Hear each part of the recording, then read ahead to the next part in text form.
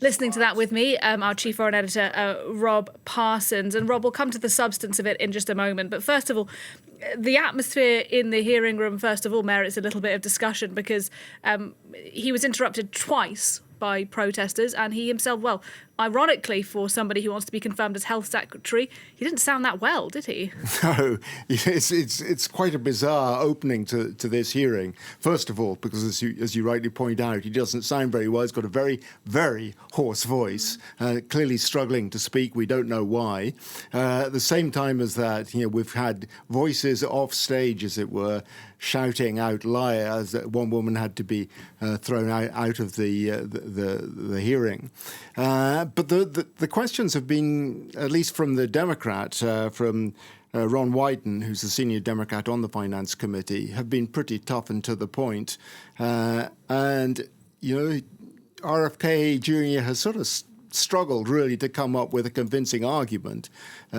Because Senator Wyden, clearly extremely well briefed himself, has read RFK's books quite clearly, in which he has contradicted himself on numerous occasions, particularly on the key point of vaccination, which he says he supports. Although on numerous occasions, as the Democrat senator pointed out, he has said quite the opposite.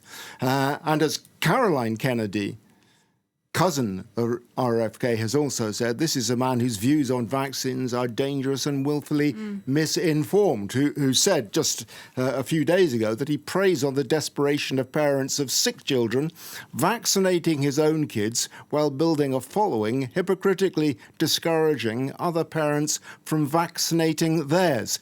This is pretty tough stuff, and no wonder he's struggling a bit, and having that hoarse voice is clearly not helping him either.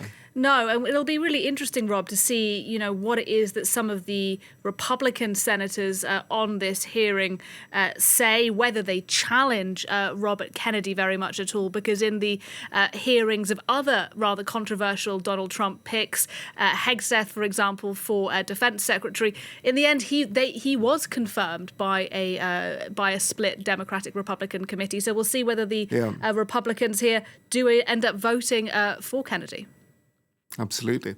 Well, we will see what happens. Thank you very much indeed, Rob Parsons there.